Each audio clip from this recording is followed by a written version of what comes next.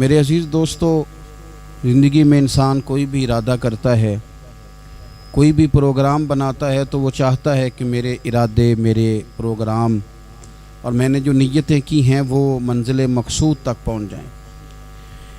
ارادہ ہر انسان رکھتا ہے، ضروری نہیں ہے کہ سب کی منزل بھی میسر آئے۔ کچھ لوگوں کا مقدر رستہ بھی ہوتا ہے، کچھ لوگوں کا نصیبہ، کچھ دیر کا سفر بھی ہوتا ہے۔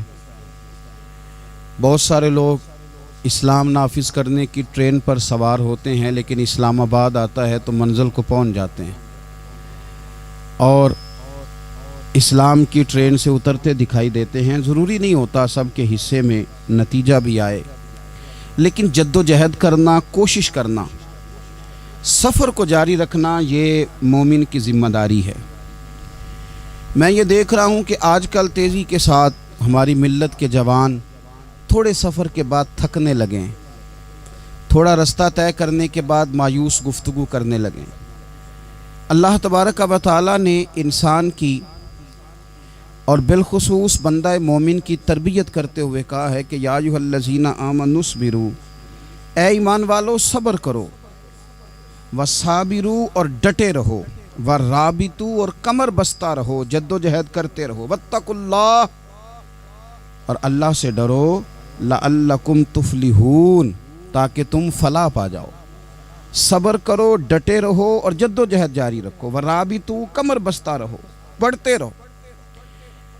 میدان کربلا کے اندر دو چیزیں جو سب سے زیادہ نمایاں ہیں اور جو سب سے زیادہ واضح ہیں، جو بڑی نکھری ہوئی ہمیں دکھائی دیتی ہیں، اور وہی دو چیزیں ہیں جس کی آج ہمارے اندر تیزی سے کمی ہوتی جا رہی۔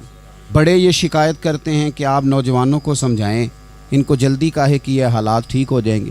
بعض جگہوں پہ چھوٹے یہ کہتے ہیں کہ ابا جی سے اور دادا جی سے آپ یہ کہیں کہ کام اپنے وقت پہ ہونا ہے، جلد باز نہ ہوا کریں۔ میدان کربلا نے انہی دو چیزوں کا ہمیں سبق دیا ہے۔ وہ چیزیں کیا ہیں؟ ایک صبر، ایک استقامت۔ آپ اپنی زندگی حوصلے کے ساتھ گزاریں اور اپنے سفر کو جاری رکھیں، استقامت کے ساتھ آگے بڑھتے رہیں۔ یہ دو چیزیں سبق ہیں میدان کربلا کا۔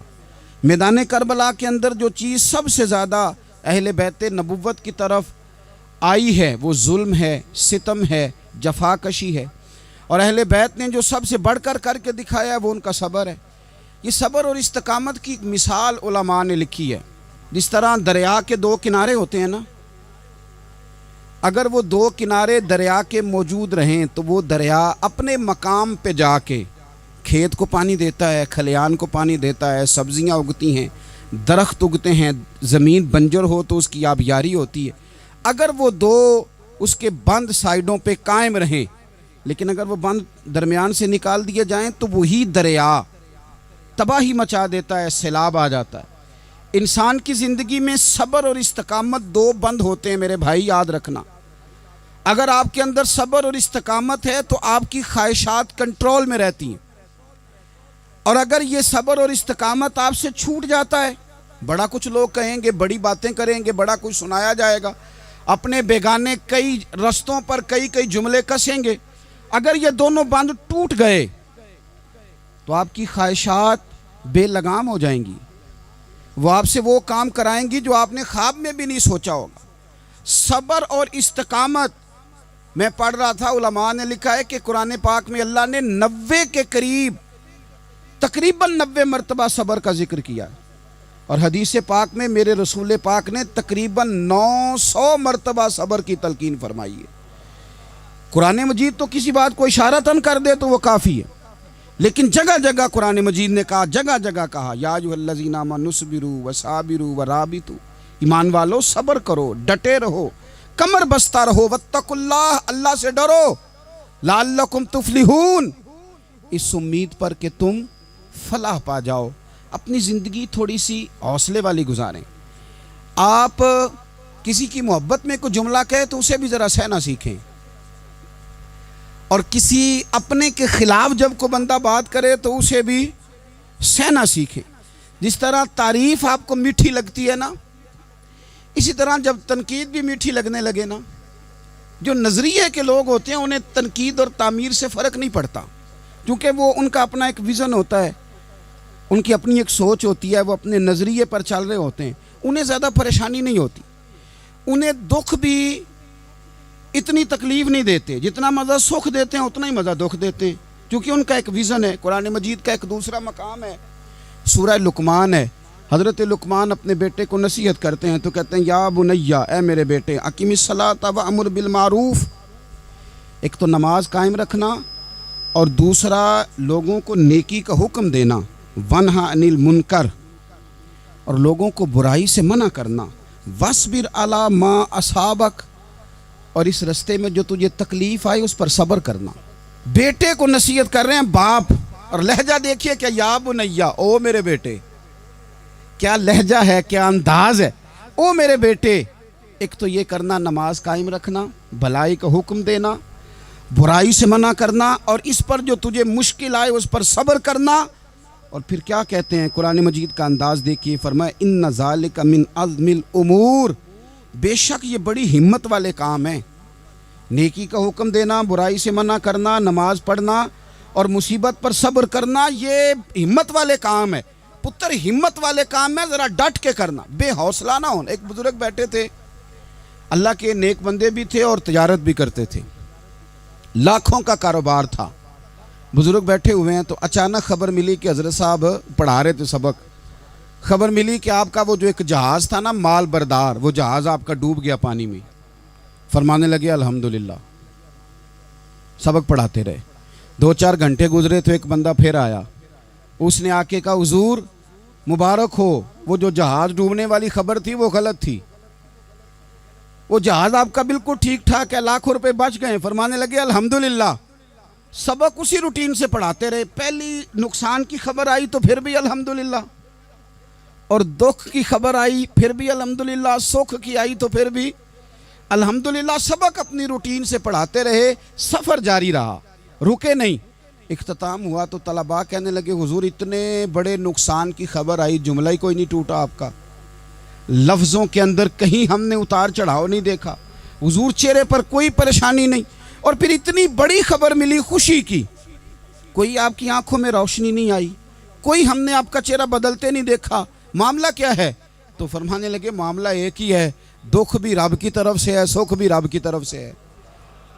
تو دکھ قبول محمد بخشا راضی رہن پیارے، اگر سارا کچھ اسی کی جانب سے ہے تو یہ تو کوئی بات نہ ہوئی کہ دکھ آنے پہ بندہ کہے ہو یہ کیا بن گیا، سکھ آئے تو بندہ کہ دیکھا میں نے محنت کی تھی تو کامیاب ہو گیا۔ امام علی مقام رضی اللہ تعالیٰ عنہ کی فکر کو سمجھ جاؤ، جب وہ مصطفیٰ کریم کے کندھوں پہ تھے پھر بھی الحمدللہ، اور جب ان کا سر نیزے کی نوک پہ تھا پھر بھی الحمدللہ۔ کسی مقام پر کسی جگہ بھی حسین ابن علی شکوہ کرتے نظر نہیں آتے، سیدنا امام علی مقام ہر مقام پہ کہتے ہیں الحمدللہ الحمدللہ الحمدللہ۔ جب تک وہ مسجد نبوی کے منبر پر جلوہ فراز تھے، اور جب تک زمانہ ہاتھ باندھے ان کے سامنے کھڑا تھا پھر بھی الحمدللہ، اور جب ان کے بچوں کے ہاتھوں میں ظالموں نے زنجیریں ڈال دیں تو پھر بھی الحمدللہ، جب تک سورج چاند بھی سیدہ زینب کے گھر کے قریب سے گزرتے تھے تو ذرا تھوڑی نظر ہٹا کے گزرتے تھے، مالک پھر بھی الحمدللہ۔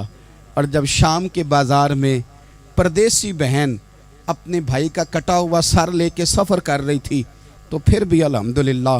مارو مارو نہ مینو مار مکاؤ، میں کوئی عذر نہ پیش لے آواں تے جے سونا ہی میرے دکھ وچ راضی، جے سونا ہی میرے دکھ وچ راضی تے پھر سکھ نو چلے ڈاواں۔ یہ الحمدللہ کا مزاج لاؤ۔ یہ روز جو گھر میں لڑائی کرنا، روز اختلاف رائے کی بات کرنا، روز کبھی کسی کی غیبت کرنا، کبھی کسی کی کرنا، کبھی کسی چوک میں بیٹھ کے شکوہ کرنا، کبھی کسی چوک میں بیٹھ کے شکوہ کرنا، کبھی کہنا کہ فلاں جگہ میں ناکام ہو گیا، فلاں کی وجہ سے ہو گیا، یہ کچھ شیوا ہے مسلمانی کا؟ مسلمان ہر حال میں اللہ کی تسبیح پڑھتا ہے، مسلمان ہر حال میں اپنے رب کو یاد کرتا ہے۔ وہ کہتا ہے بہار ہو کے خزاں لا الہ الا اللہ، خودی کا سر نہاں لا الہ الا اللہ، خودی کا تیغ فساں لا الہ الا اللہ۔ اور اگرچہ بت ہیں جماعت کی آستینوں میں، اگرچہ بت ہیں جماعت کی آستینوں میں، پر میری مجبوری ہے نا، مجھے ہے حکم اذاں، لا الہ الا اللہ، اپنی ڈیوٹی کرتا ہے وہ اپنے کام لگا رہتا ہے۔ آپ کبھی پلٹ کر میرے رسول پاک صلی اللہ تعالی علیہ وسلم کی خوبصورت زندگی کو دیکھیں نا، خوبصورت زندگی کو۔ میں کیا کروں، ہمارے مزاجوں میں باتیں ایسی آتی جا رہی ہیں، ہم انتظار کرنے کو تیار ہی نہیں۔ ابھی محنت کیا تو شام کو رزلٹ آنا چاہیے۔ جو پوری 5 دن نماز پڑھ لیتا ہے وہ کہتا ہے ابھی میں ولی نہیں بنا، اتنے دن ہو گئے نماز پڑھتے۔ جو پورا 40 دن پراپر طریقے سے درود پاک پڑھ لیتا ہے وہ کہتا ہے دیکھو مجھے ابھی تک زیارت ہی نہیں ہوئی نبی پاک صلی اللہ علیہ وسلم۔ جو ابھی کل آیا ہے اور کل ابھی اس شخص نے آ کر کے شروع کیا ہے سلسلہ، تو کہتا ہے اوہو میرا معرفت والوں میں نام کب آئے گا؟ وہ بھائی لوگوں کی زندگیاں گزر گئی، لوگوں کے احوال گزر گئے۔ میں بیٹھا تھا بزرگوں کی خدمت میں، تو ایک شخص نے آ کے کہا حضور میں آپ کے لیے سلام لایا ہوں فلاں عظیم ہستی کا۔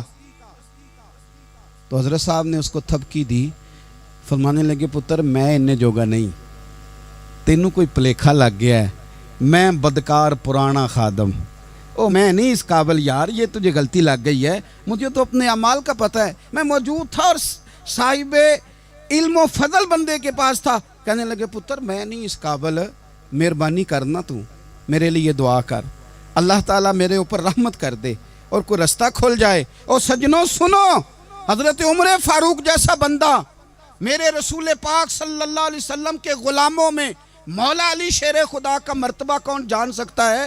حضرت علی کہا کرتے تھے میرا دل کرتا ہے اس طرح کے اعمال لے کے اللہ کی بارگاہ میں جاؤں جو اعمال سیدنا فاروق اعظم کے ہیں۔ اتنا صالح بندہ، اتنا پرہیزگار بندہ، لیکن حضرت عمر فاروق کے انتقال کا وقت آیا تو لوگ ان کی تعریفیں کرنے لگے، عمر کی بڑی بات ہے، عمر کی بڑی بات ہے۔ تو حضرت عمر رو پڑے، فرمانے لگے میرے لیے دعا کرو، مجھے درجہ کوئی بھی نہ ملے، بس میریاں نیکیاں اور بدیاں برابر برابر ہو جائیں، میں معاف کر دیا جاؤں، نیکی اور بدی برابر برابر ہو، چھوڑ دیا جاؤں۔ درجوں کا تو معاملہ بڑا آگے کا ہے، اتنی جلدی، اتنی سپیڈ، اتنی ہمیں جلد فٹافٹ ہو جائے، سویرے ہو جائے۔ آپ اپنی جد و جہد تو کریں، آپ تھوڑا پلٹ کے تو دیکھیں، آپ دیکھیں کہ لوگ میدانوں میں رہے، حضرت خالد بن ولید میدان میں رہے، حضرت سعد بن ابی وقاص میدان میں رہے، حضرت سیدنا ابو عبیدہ بن جراح میدان میں رہے، یہ لوگ ہمیشہ میدانوں میں رہے، اپنی اپنی ڈیوٹی کر کے چلے گئے۔ اسلام پھیلتا رہا، اپنی اپنی ترتیب سے آگے جاتا رہا، اپنے اپنے رنگ میں اللہ تعالیٰ لوگوں کو دین کی سمجھ عطا کرتا رہا۔ جلدی بڑی ہے، بہت جلدی ہے، شارٹ دروازہ چاہیے، صبر ہی کوئی نہیں، استقامت ہی کوئی نہیں، فٹافٹ ہو جائے۔ بہت سارے لوگ آ کے کہتے ہیں حضرت صاحب نماز تو پڑھنے لگا ہوں، روزہ تو رکھنے لگا ہوں، داڑھی بھی میں نے رکھ لی ہے اور آپ کے پاس بھی آتا ہوں، اب کوئی نگاہ کر دینا۔ تو میں کہتا ہوں یہ جو نماز آپ نے شروع کی ہے یہ بغیر نگاہ کی ہو گئی ہے، یہ جو آپ آنا شروع ہو گئے ہیں تو اس کو آپ نگاہ نہیں سمجھتے، اور یہ بھی میری نگاہ نہیں، پریشان نہ ہو جائیے گا، یہ بھی اللہ رسول کی نگاہ ہی ہے۔ او خدا کے بندو، تھوڑا سا اپنی زندگی میں صبر اور استقامت کو لاؤ، تھوڑا رستے پہ چلنا سیکھو۔ اور میں آپ کو ایک بات عرض کروں، ہمارے صوفیاء نے ایک باریک نقطہ بھی بیان کیا، وہ کہتے ہیں یہ جو وصال ہے نا، وصال، یہ تو اختتام ہے، ملاقات تو فنا ہے، جو مل گیا وہ تو گیا، جس کی ملاقات ہو گئی وہ تو گئے تھے نا جناب موسیٰ ملنے، پھر کیا ہوا تھا؟ جس کی ملاقات ہو گئی وہ تو گیا۔ اصل کام کیا ہے؟ اصل کام اس کے رستے میں رہنا ہے، اصل کام تو یہ ہے کہ تو اس رستے پہ ہے کہ نہیں، جس رستے پہ تجھے کھڑا کیا تھا، ان راہوں کا تو مسافر ہے کہ نہیں، تو نقش قدم تلاش کر، نقش قدم۔ ایک شاعر سیرت نگار بھی تھے، سمجھ لیں انہوں نے سیرت نگاروں کو بھی دیکھا، عشاق کو بھی دیکھا، رسول اللہ کے غلاموں کو دین کی نوکری کرتے بھی دیکھا، 40 سال حدیثیں پڑھاتے بھی دیکھا، نبی پاک کے نام پہ گلی گلی نگر نگر جاتے آتے بھی دیکھا، حضور صلی اللہ علیہ وسلم کی باتیں کرتے دیکھا۔ تو کسی نے ان سے پوچھا حضور تک رسائی بھی ہوئی ہے؟ تو وہ سرکار کی بارگاہ میں مخاطب ہو کے کہنے لگے تیری معراج کہ تو جانے کہاں تک پہنچا، یا رسول اللہ معراج کی رات آپ کہاں تک گئے کوئی پتہ نہیں، کہنے لگے وہ تیری معراج کہ تو جانے کہاں تک پہنچا، اور میری معراج کہ میں تیرے خاک قدم تک پہنچا۔ میرے لیے تو اتنا کافی ہے کہ محبوب وہ جو تیرے قدموں سے کبھی گرد لگتی تھی مدینے کی، اگر میں وہاں تک چلا جاؤں تو میری تو معراج ہو گئی، میرا تو معاملہ حل ہو گیا، میں یہاں تک آ گیا تو ختم ہو گئی بات۔ تھوڑا سفر کریں۔ ایک تو یہ دیکھیں آپ کہ آپ کتنے بھی بڑے ہیں، کتنے بھی عظیم ہیں، کتنے بھی لائق ہیں، کتنے بھی نیک ہیں، پھر بھی آزمائش زندگی کا حسن ہے۔ میں مسافر ہوں، کوئی زندگی کے 11-12 سال ہو گئے ہیں مجھے سڑکوں پہ وقت گزارتے، تو میں بہت سارے لوگوں سے میں نے بڑا کچھ سیکھا ہے۔ میری جو گاڑی چلانے والے لوگ ہیں ان سے بھی میں نے بڑا کچھ سیکھا ہے۔ ایک میرا دوست تھا تو میں نے اس سے کہا کہ میرا خیال ہے موٹر وے پہ آپ کو گاڑی چڑھا دی جائے تو آپ کے لیے آسان ہے، تو کہنے لگا پیر صاحب ہے موٹر وے اوکھی جے چلانی۔ میں نے کہا وہ کس طرح؟ وہ کہنے لگے کہ موٹر وے پہ نا گاڑی چونکہ نہ کوئی سپیڈ بریکر ہے، نہ موٹر وے پہ کوئی چنگچی والا آگے آتا ہے، نہ زیادہ رش ہوتا ہے، تو سیدھی سیدھی چلاتے رہتے ہیں تو نیند آنے لگ جاتی ہے۔ اگر بار بار آئے نا سپیڈ بریکر اور بار بار بریک لگے تو آنکھ ذرا کھلی رہتی ہے۔ تو مجھے مسئلہ سمجھ میں آ گیا۔ میں نے کہا اس کا مطلب یہ ہے، اس کا معنی یہ ہے کہ جن کی زندگی بالکل سکھوں میں گزرتی رہتی ہے نا، آرام پسند ہو جاتے ہیں۔ جن کی زندگی بالکل آسانیوں میں بیتی ہے وہ آرام پسند ہو جاتے ہیں۔ اور اگر کبھی کبھی سپیڈ بریکر بھی آئے، کبھی کو دکھ بھی دیکھنا پڑے، کبھی کوئی اپنوں بیگانوں کی بات بھی سننی پڑے، کبھی کوئی قریب آتا دور جاتا دکھائی بھی دے، کبھی کوئی بیماری تندرستی، یہ حالات بدلتے رہیں، دن تبدیل ہوتے رہیں، تو پھر لطف بڑا آتا ہے، پھر مزہ بڑا آتا ہے۔ وہ کسی نے کہا تھا لگا نا جدو میدان ازل دا تے لوکی چوراں وانگ سدھائے، کسی نے لٹ لئی علم جوانی، کسے ہاسے چولی پائے، آزم ویک جہالت ساڈی اسی عشق خرید لے آئے۔ ویکھ نا جہالت ساڈی اسی عشق خرید لے آئے۔ اور پھر کہنے لگے کسے دے سر دستار امامت اس علم پڑھاون سکھیا ہے، تے کسے نے پہنے ہے فقر دا چوگا اس زہد کماون چکھیا ہے۔ آزم ویکھ نصیبہ ساڈا اسی یار مناون سکھیا ہے۔ تو ویکھ نصیبہ ساڈا اساں یار مناون سکھیا ہے۔ میرے عزیز زندگی کے اندر دیکھو، کائنات میں سب سے زیادہ محبوبیت میرے رسول پاک کی ہے۔ میرے نبی پاک صلی اللہ علیہ وسلم کی زلف کی بات بھی میرا رب کرتا ہے، حضور کی آنکھوں کی بات بھی میرا رب کرتا ہے، حضور سید عالم کے چہرہ والضحیٰ کی بات بھی کرتا ہے، زلف واللیل کی بات بھی اللہ کرتا ہے۔ میرا رب رسول پاک صلی اللہ علیہ وسلم کے سینہ علم نشرہ کی بات بھی کرتا ہے، پیشانی والفجر کی بات بھی کرتا ہے، حضور کی آنکھیں ما زاغ البصر کی بات بھی کرتا ہے۔ اتنی محبوبیت کہ رسول پاک چلیں تو اللہ اس کی بات بھی کرے، ہجرت کریں تو اس کی بات بھی کرے، جس شہر میں حضور رہیں اس کی قسم اٹھائے۔ اور حال پتہ کیا ہے کہ محبوب پیدا نہیں ہوئے تو باپ چلے گئے، ابھی عمر چھوٹی تھی، ماں کی کھل کے زیارت ہونا تھی کہ اماں بھی چلی گئیں، دادا کندھوں پہ کھلایا کرتے تھے، تو تاریخ کہتی ہے کہ دادا کا جنازہ اٹھا تو پیچھے پیچھے حضور بھی آنسو بہا رہے تھے۔ ایک وفادار بیوی ملی تو اپنے وقت پہ سیدہ خدیجہ بھی چلی گئیں۔ ایک ٹائم آیا تو جناب ابو طالب بھی رخصت ہو گئے۔ مکے سے حضور کو اتنا پیار تھا وہ چھوڑنا پڑا۔ صادق اور امین کہنے والوں نے حضور کی دعوت کو قبول کرنے سے انکار کر دیا تو رسول کریم نے اپنی پیشانی پر کسی قسم کا کوئی شکن نہیں آنے دیا۔ رسول پاک مدینے آئے تو لوگ تلواریں لے کے بدر میں آ گئے لڑنے، شہید کرنے، حضور وہاں بھی کوئی پریشان نہیں ہوتے۔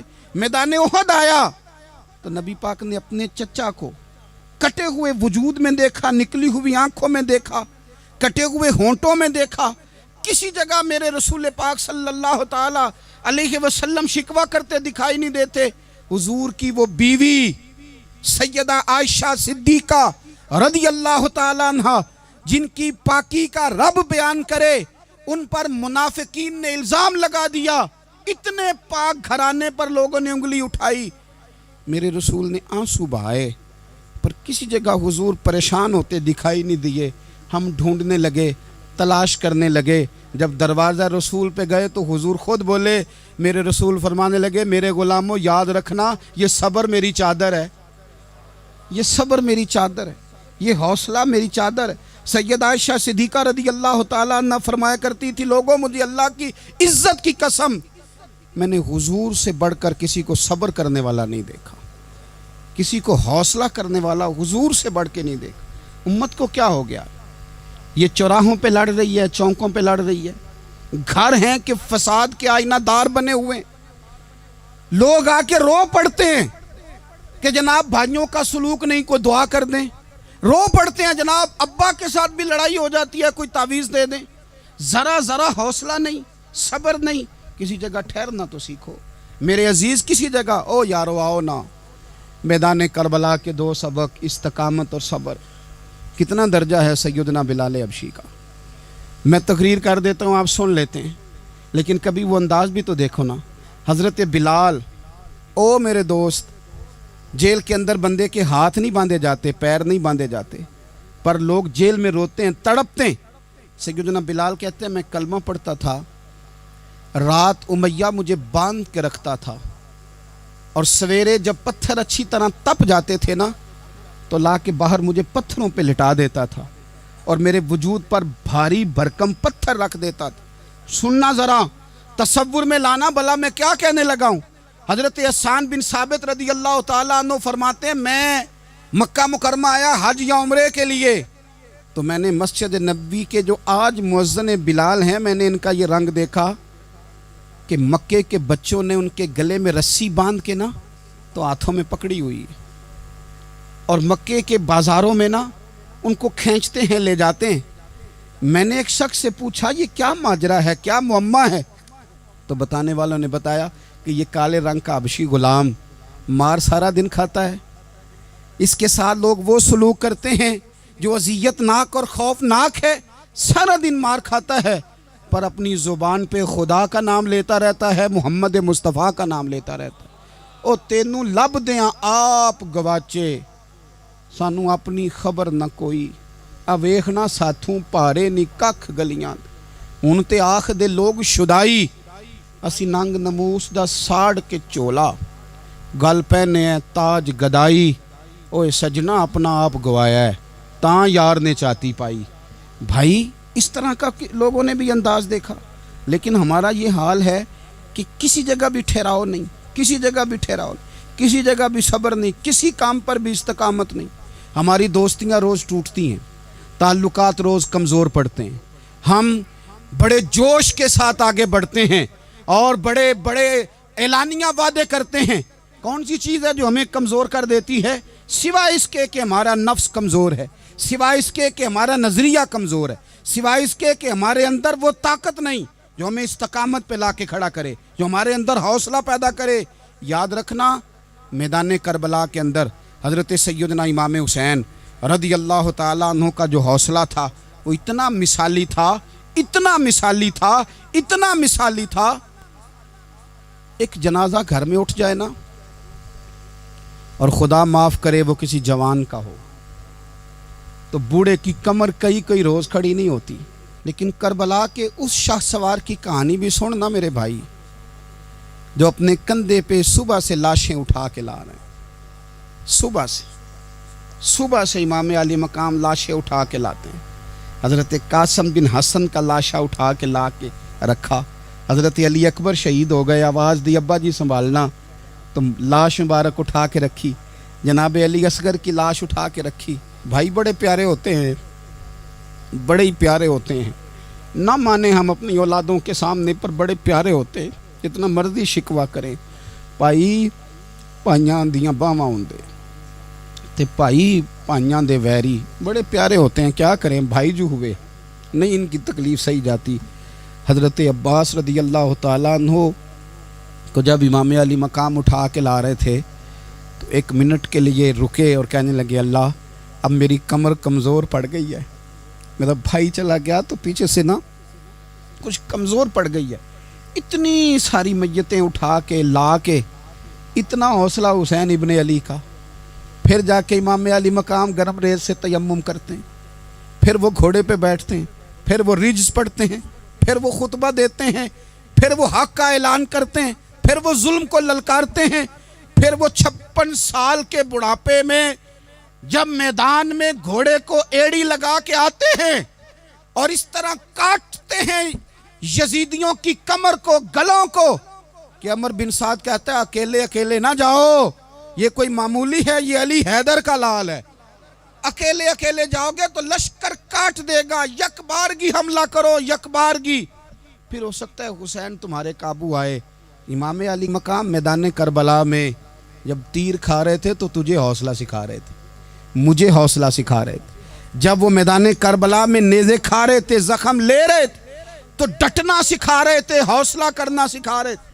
بات بات پہ کمزور پڑنے والوں، ملت کے جوانوں، ابھی تو تم نے بہت سارے اجالے لانے ہیں، ابھی تو کئی اندھیروں سے لڑنا ہے، ابھی تو کئی شمع جلانی ہے، ابھی تو بہت سارے گھر ہیں جو منتظر ہیں کہ تم انقلاب لاؤ گے، ابھی تو بہت ساری آبادیاں ہیں جہاں تم نے امن قائم کرنا ہے، ابھی تو بہت سارے شہر ہیں جہاں سے تم نے ظلم مٹانا ہے، ابھی تو بہت ساری جگہ ہیں جہاں تمہارے نام کے دیپ جلیں گے، جہاں تم جا کے اسلام کے نام کی تختی لگاؤ گے، ابھی تو بہت سارے مینارے ہیں جن پہ تم نے لا الہ الا اللہ محمد الرسول اللہ کے نام کا جھنڈا لگانا ہے، ابھی تو آگے بڑھنا ہے، ابھی تو بہت سارا کام کرنا باقی۔ اقبال کہنے لگے کہ وقت رخصت ہے کہاں، کام ابھی باقی ہے، اور لوگوں نور توحید کا اتمام ابھی باقی ہے۔ اور ایک شاعر اور بولے، وہ کہنے لگے مسلمانوں نہ گھبراؤ، خدا کی شان باقی ہے، ابھی اسلام زندہ ہے، ابھی قرآن باقی ہے۔ کافر کیا سمجھتے ہیں جو ہم سے روز الجھتے ہیں، ابھی تو کربلا کا آخری میدان باقی ہے، ابھی تو بڑھنا ہے، آگے سفر کرنا ہے۔ کمزور نہ پڑیں، اپنی زندگی کے اندر کسی جگہ بھی بیماری بھی آ جاتی ہے، تکلیف بھی آ جاتی ہے، آزمائشیں بھی آ جاتی، غریبی بھی آ جاتی، یہ آنے والی چیزیں ہیں تو آ جاتی۔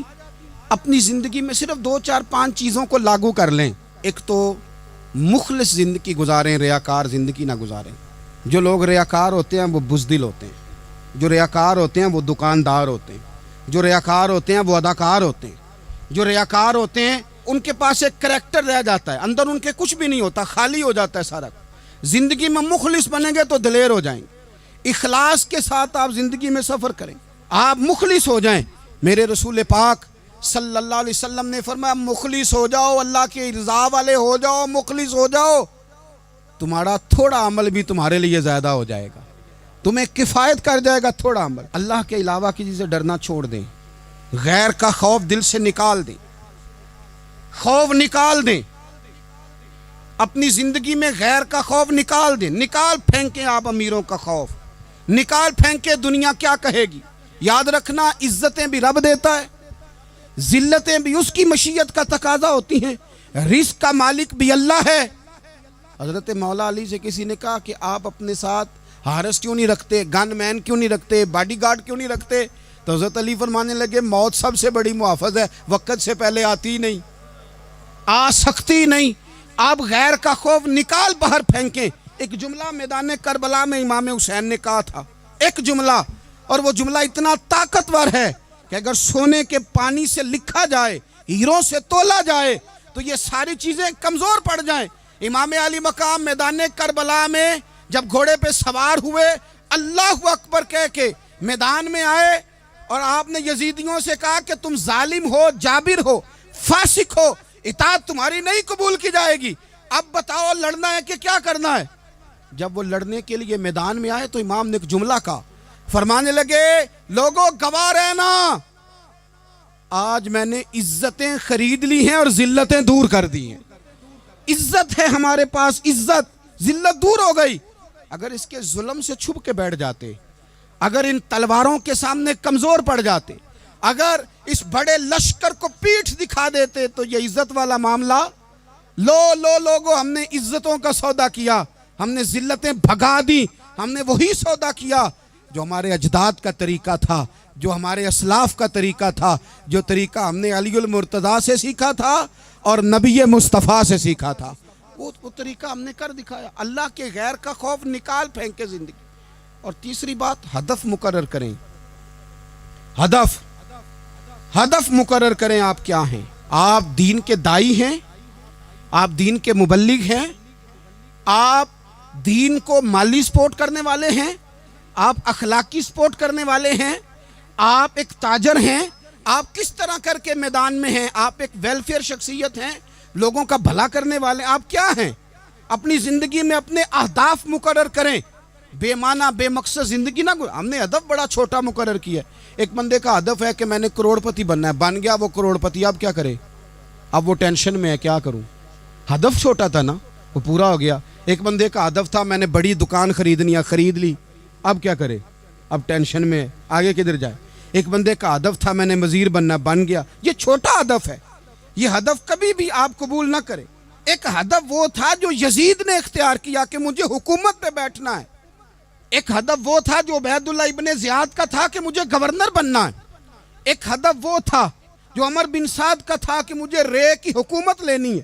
یہ ان لوگوں کے ہدف تھے، اور ایک ہدف حسین ابن علی کا تھا، امام علی مقام کا تھا کہ مجھے جبر کے سامنے ڈٹنا ہے، ظلم کے سامنے ڈٹنا ہے۔ امام علی مقام کا خون تو بہہ گیا، کربلا کی زمین تو رنگین ہو گئی، نہ عبید اللہ ابن زیاد کی گورنری بچی، نہ شمر کو حکومت ملی، نہ یزید کچھ کما سکا، نہ زیاد کا وہ ظلم رہا، نہ یزید کی وہ جفا رہی، جو رہا تو نام حسین کا، جو رہا تو نام حسین کا، جسے زندہ رکھتی ہے کربلا، جو رہا تو نام حسین کا۔ چھوٹے اہداف نہ مقرر کرو۔ یہ کیا بات ہوئی؟